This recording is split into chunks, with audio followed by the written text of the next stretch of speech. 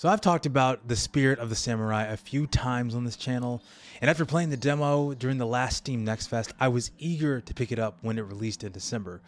But I didn't get around to it until this month, which is why you're seeing this review right now. And what surprised me when I went to purchase the game is that the reception on Steam was a bit mixed.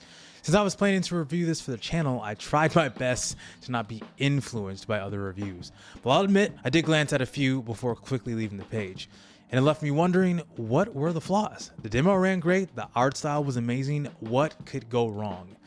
And now that I've completed the game, I can see where some of those negative sentiments came from. But it doesn't mean that I fall into the same camp. Despite some flaws, which we'll talk about later in this video, I had a fun time with the Spirit of the Samurai, and I'm happy to recommend it.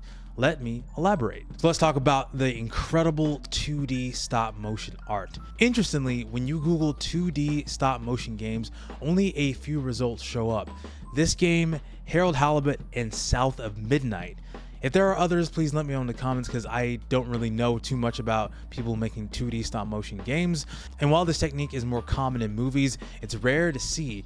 Digital Mind Games was ambitious with this choice, and I think it works very well.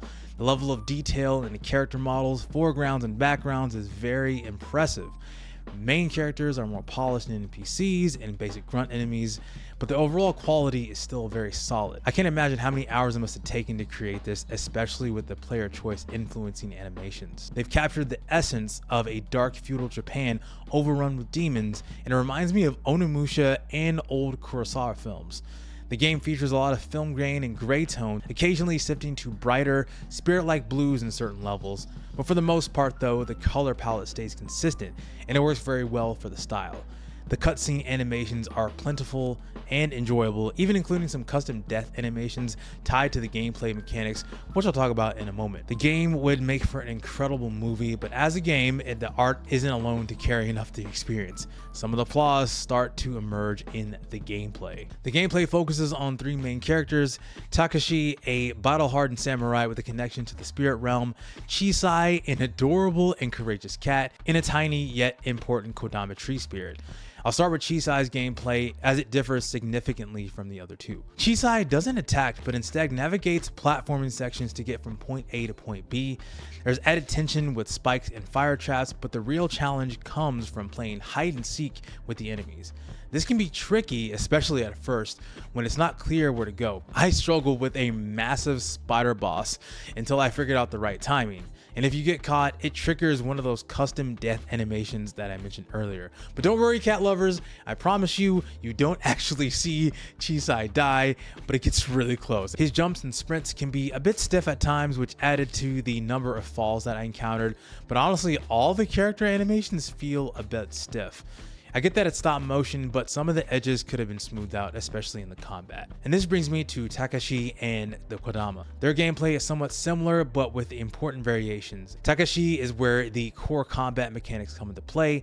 He has standard moves like a jump, dodge, sprint, but his sword attacks are controlled with the right analog stick. Each direction corresponds to a specific attack combo, such as a frontal, jumping, downward, upward, and counter attacks, triggered with the block button. You can customize these combos with the attacks unlocked as you level up, and at first you're limited to 2-hit combos, but this increases to 3, and each attack has its own damage and speed stats, encouraging experimentation. I primarily use frontal and upward attacks, but occasionally switch things up depending on the situation. Takashi also has a bow for regular and fire arrows, which you can collect from fallen enemies. Additionally, blocking and parrying trigger a slow motion effect, which allows you to get out more damage. You only have 3 health orbs for the entire game, and they're tied to your stamina, and if your stamina runs out and you take damage, you will lose health. However, with careful stamina management, you can potentially remain invincible in certain situations. There are also plenty of items to collect, such as health potions, kunai, and items to trade for incense. And incense can be used at altars to buy upgrades and level up core stats. I heavily recommend maxing out the strength and dexterity first. Strength is pretty self-explanatory because it gives you more damage, but dexterity unlocks more moves, allowing for greater experimentation. The Kodama's gameplay differs slightly. It can heal itself if it has enough energy, and the healing animation doubles as an AoE attack. This ability became particularly useful during a boss fight where it ensured I never died. The Kodama also has a ranged fireball attack, which damages enemies and clears obstacles. Its small size creates unique opportunities, making enemies feel larger compared to playing as Takashi. And at this point, you may be thinking, this all sounds great. I love the core combat mechanics. Everything sounds great. The art is amazing. What are the problems? Well, the issues lie in the execution of these mechanics. For instance, enemies are relentless and will punish you for the smallest mistakes. Even blocking results in chip damage and in your stamina, so maxing out strength is critical like I said earlier. Enemies will often gang up on you from both sides, which can feel overwhelming, and if not for the forgiving save points, I would have been much more frustrated. The difficulty ramps up as the game progresses, and the stiff animations make it challenging to execute combos smoothly. I also encountered a few bugs like enemies disappearing and forcing me to restart. The most frustrating moment happened toward the end after defeating a boss triggering a cutscene. I died because the gameplay was still running in the background. I had to restart the entire sequence. You actually won't see that footage here because I didn't really capture it because I was actually playing on my Steam Deck, which, side note, this actually runs pretty good on the Steam Deck, albeit the fan runs a little bit hot for some performance issues later on in the game. There are many nitpicks that are encountered during the game, and I was pretty frustrated with some of the combat overall, especially towards the end game boss fight, and it stood out. But despite some of these flaws and some of these minor nitpicks, I would still recommend the Spirit of the Samurai. If the developers patched some of these issues, which they just released an update video, so they may have well patched some of these issues by the time this video comes out, I think this game would be much better well perceived. The animation carries the experience, but there's also the depth of combat and the intriguing characters that kept me engaged, leading to a very positive outcome for me. So from all that I've said and all of the footage that you're seeing and some of the problems that I experienced during the Spirit of the Samurai, what do you think about this?